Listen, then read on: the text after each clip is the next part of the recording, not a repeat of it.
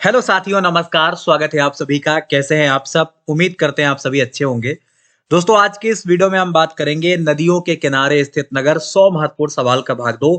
इससे पहले भी हम एक पार्ट कर चुके हैं, बहुत ज्यादा महत्वपूर्ण रहने वाला है। और इसमें हम लोग बात करेंगे कुछ ऐसे शहर जो आपके एग्जाम में बहुत बार पूछे गए हैं। आइए स्टार्ट कर लिया जाए प्रथम सवाल से। पहला सवाल आपके स्क्रीन पर है, ऋषिकेश आपको किस नदी के किनारे दिखाई पड़ता है? बड़ा फेमस स्थान है ऋषिकेश, ये आपको किस नदी के किनारे दिखाई पड़ता है? तो याद रखिएगा, आपका ऋषिकेश आपको गंगा नदी के किनारे दिखाई पड़ता है। इसके बारे में विस्तार से जान लें तो ऋषिकेश उत्तराखंड के देहरादून जिले का एक नगर है। ऋषिकेश को केदारनाथ, बद्रीनाथ, गंगोत्री और यमुनोत्री का प्रवेश द्वार कहा जाता है। लक्ष्मण झूला गंगा नदी के किनारे यहीं पर पहचान का केंद्र बनता है, तो ये आपको याद रखना है। हम आगे बढ़ेंगे। श्रीशैलम किस नदी के किनारे स्थित है? तो आपका जो श्रीशैलम है, ये आपका कृष्णा नदी के किनारे स्थित है।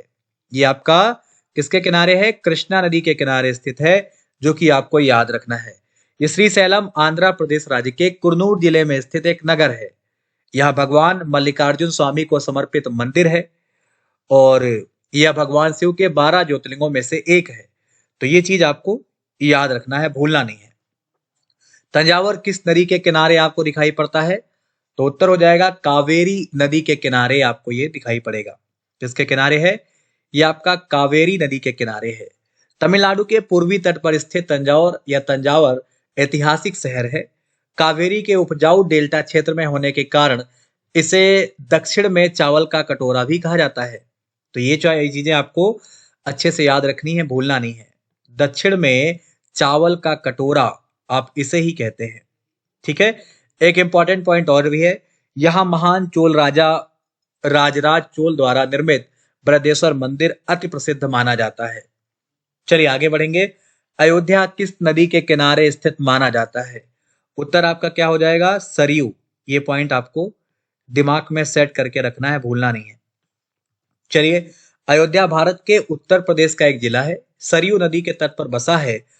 अयोध्या एक बहुत ज्यादा प्राचीन धार्मिक नगर है। मान्यता है कि इस नगर को मनु ने बसाया था। इसे कोसल जनपद के रूप में भी जाना जाता है। श्रीनगर आपको किस नदी के किनारे दिखाई पड़ता है?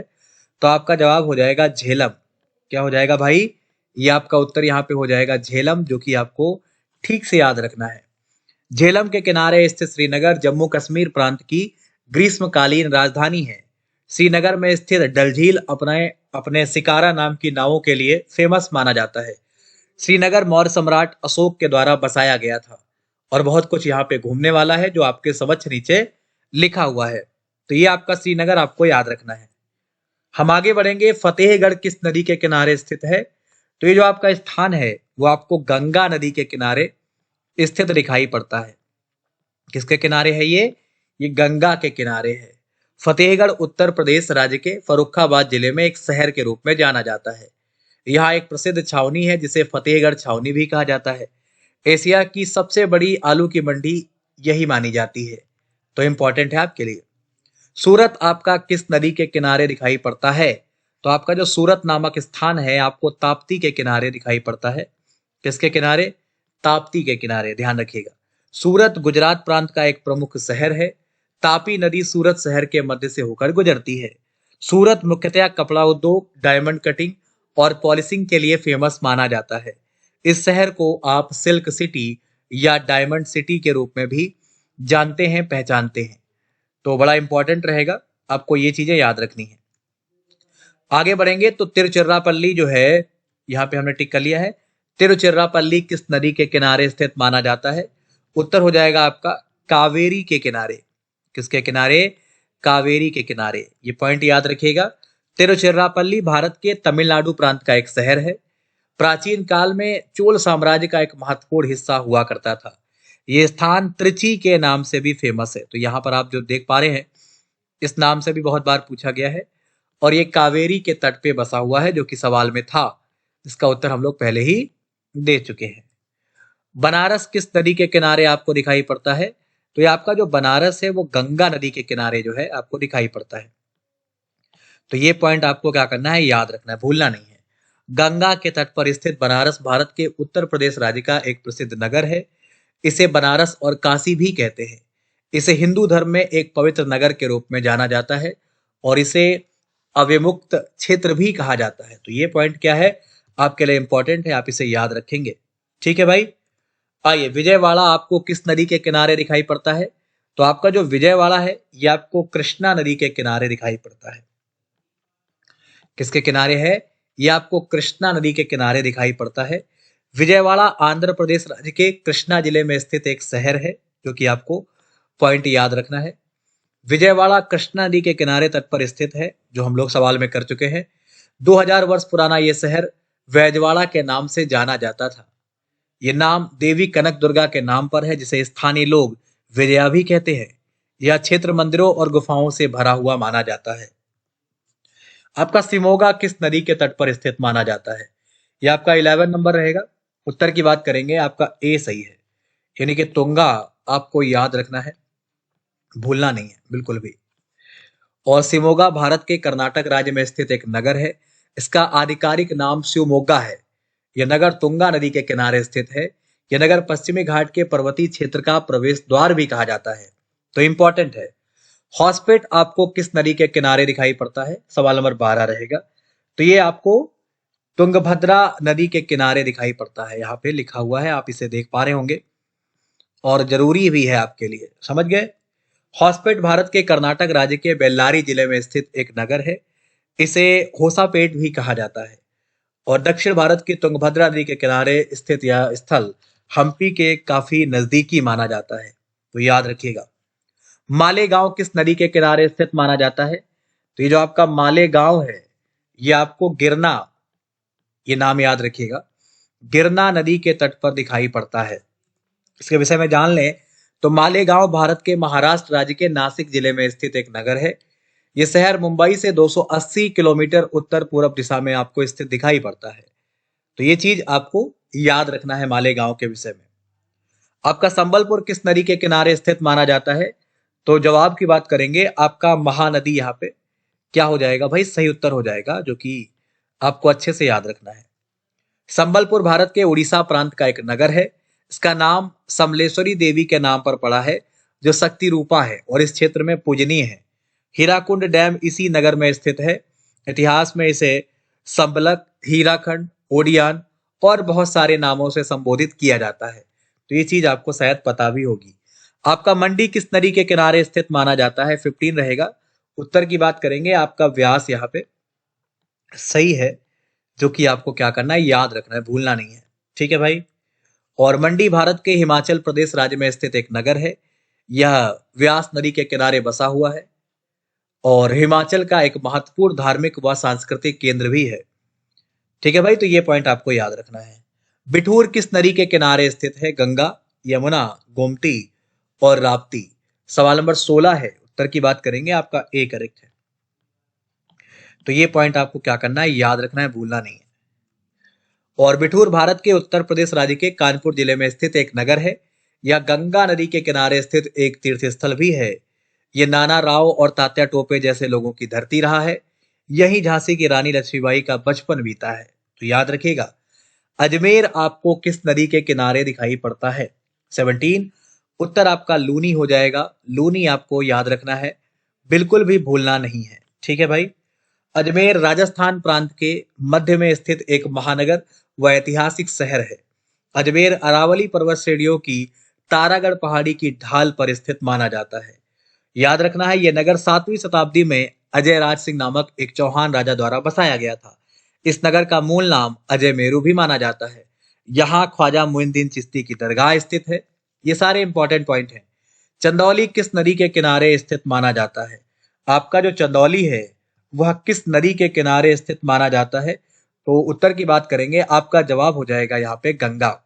और गंगा आपको बिल्कुल भी याद रखना है, भूलना नहीं है ना भाई। चंदौली भारत के उत्तर प्रदेश का एक शहर है। 1997 में जिला बनारस से अलग करके एक अलग जिला चंदौली का निर्माण किया गया था।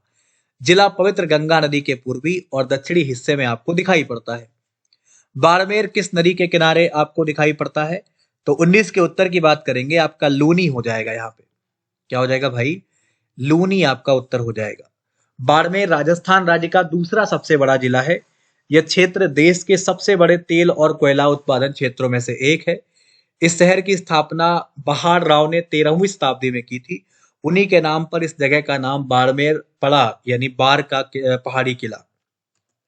छपरा किस नदी के किनारे स्थित माना जाता है?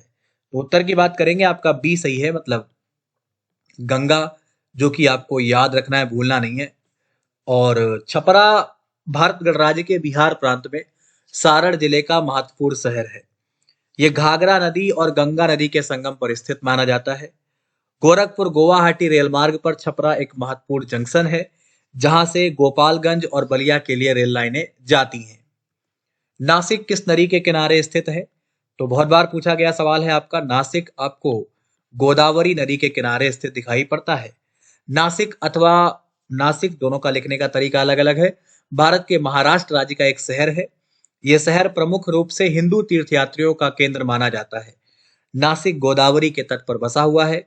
यहाँ प्रति 12 वर्ष में ये महाकुंभ का मेला लगता है, जिसको आप सिंहस्थ मेला भी कहते हो। आपका महाड़ किस नदी के किनारे स्थित माना जाता है? उत्तर की बात करेंगे, आपका डी हो जाएगा, सावित्री। पॉइंट आपको क्या करना है, याद रखना है।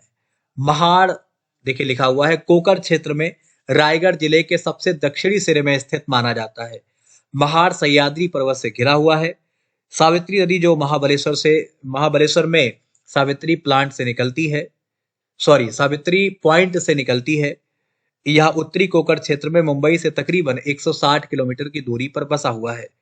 यह रायगढ़ दुर्ग है, जो छत्रपति शिवाजी के द्वारा निर्मित था और जहां उनका सन 1674 में राज्याभिषेक भी हुआ था। तो आपका रुद्रपुर आपको किस नदी के किनारे दिखाई पड़ता है? उत्तर की बात करेंगे, आपका कल्याणी हो जाएगा। क्या हो जाएगा भाई? यहां पे आपका जो जवाब है वो कल्याणी हो जाएगा। रुद्रपुर जो है वो उत्तराखंड राज्य में ऊधम सिंह नगर जनपद का एक नगर है। इसकी स्थापना कुमायूं के राजा रुद्रचंद्र ने 16वीं शताब्दी में की थी। जनसंख्या के आधार पर यह उत्तराखंड का 5वां सबसे बड़ा नगर है। अमरकंटक आपको किस नदी के किनारे दिखाई पड़ता है? तो उत्तर की बात करेंगे, यहाँ पे आपका आंसर हो जाएगा नर्मदा। क्या हो जाएगा भाई? नर्मदा हो जाएगा, जो कि आपको याद रखना है। मैकाल की पहाड़ियों में अमरकंटक मध्य प्रदेश के अनूपपुर जिले में स्थित है। अमरकंटक नर्मदा, सोन और जोहिला नदी का उद्गम स्थल है। यह हिंदुओं का पवित्र स्थान माना जाता है और इस स्थान पर ही मध्य भारत के विंध्य और सतपुड़ा की पहाड़ियों का मेल होता है। इंपॉर्टेंट है। राजकोट किस नदी के किनारे स्थित है? तो आपके उत्तर की बात करेंगे, आपका जवाब यहाँ पे क्या हो जाएगा, बहुत इंपॉर्टेंट रहेगा और उत्तर हो जाएगा आजी। ये आप टिक कर लीजिए और याद भी कर लीजिए, है ना। चलिए, राजकोट गुजरात प्रांत का एक प्रमुख शहर है। राष्ट्रपिता महात्मा गांधी की क्रीड़ा स्थली राजकोट कभी सौराष्ट्र की राजधानी रहा। महात्मा गांधी के पिता करमचंद गांधी सौराष्ट्र के दीवान थे। आजी अजी नदी राजकोट की जीवन रेखा कहलाती है। तो ये पॉइंट भैया आपको याद रखने हैं।